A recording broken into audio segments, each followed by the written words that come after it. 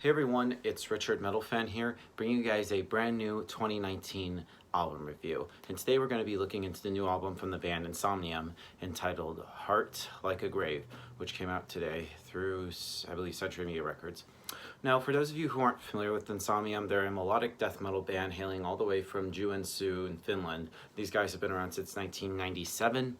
I discovered Insomnium about 5 years ago with the release of their album, forget what it's called, which I forget the name of it. I've heard the one song called While We Sleep, and I believe it is, and I was like, damn, this is pretty good. And I went and checked out all their other stuff, and they're pretty good. I mean, lyrically and musically, these guys talk about like darkness, sorrow, loss, pain, and nature. And while musically they are primarily a melodic death metal band, but they also have a little bit of like elements of like doom metal and even like progressive metal in their sound, which I find it pretty awesome. And this is the band's overall 8th album, and this is the follow-up to their previous album, which came out in 2016, called Winter's Gate, which the album itself is a 40-minute long song split into different tracks. But does this album live up or exceed like Winter's Gate of the new album, Heart Like a Grave? In my honest opinion, I think it definitely has. Like, the production's pretty great.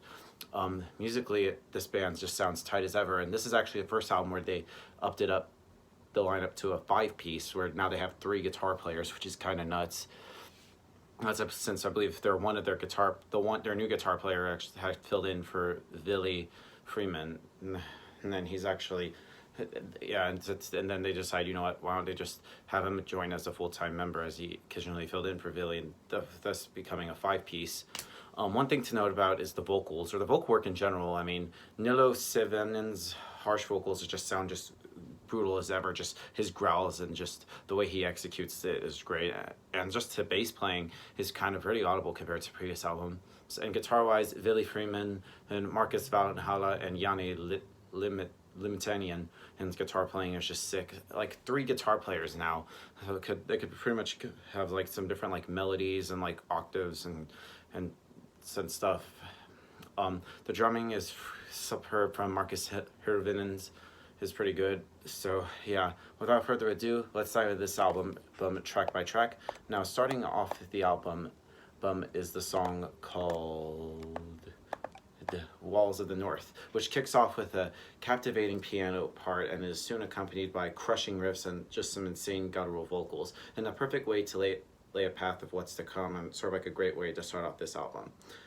And then an abrupt transition takes us to an assault of twin guitars and double bass on the song Valediction, and has some very great melodic singing in the verses and some harsh vocals in the chorus, which accentuate sort of like the duality here, which normally, yeah, I think the harsh vocals would kind of be like in the verses and like melodies would be in like the chorus, which I think it's a pretty interesting sing-song. I like it.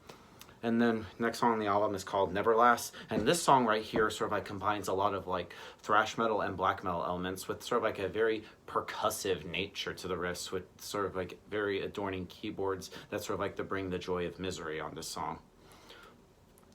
Pale Morning Star, which follows through, which has a delicate acoustic guitar part and an accompanying piano melody, which explodes with like blast beats and ghoulish vocals on this epic, ethereal, and alluring 9-minute song. It's just fucking amazing.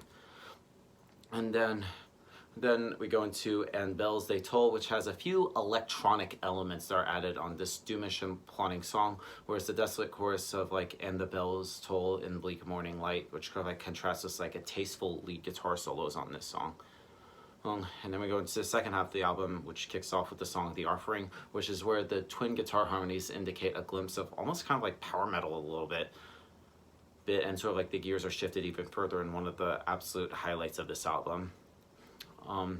Mute is my chorus, which sort of like combines sort of like the thrashy verses with a melodic chorus that is guaranteed to be stuck in your head, and some very exquisite piano passages. And this is one quintessential melodic death metal number. Then next song on the album is called Twilight Trails, which the album progresses with another long song with sort of like unexpected changes in every corner. And here are the mood swings from light speed guitars accompanying sort of like double bass and neck break speeds to more brooding moments and atmospheric passages that are just sprinkled throughout this track. And then following up is the all-encompassing title track of the album, Heart Like a Grave, which is beautiful, morbid, and engaging, with a cinematic pause about like halfway through the song, and as usual, many angular changes which will leave the listener pretty much pleasantly surprised. And then the album closes with this masterpiece, which is the song Carrelia, which is an instrumental track. And all in all, this release kind of like shows Insomnium sticking to their guns with a natural progression in their career, with an inspiring new chapter in their very consistent output. As this band sort of like gets older, it only gets like more and more difficult to produce fresh material, but they simply don't seem the pressure of a weight of like 20 plus years of like recording and touring across the world. Now overall, Heart Like a Grave by Insomnium is really good. Like I was really looking forward to this album. It's pretty solid. So if I had to give this album a score, I'm going to give this probably a solid 8.5 out of 10. So yep, that's my review of the new Insomnium, guys. Let me know in the comments what you guys think about the new album, and I'll see you all in the next video. And as always, keep it metal.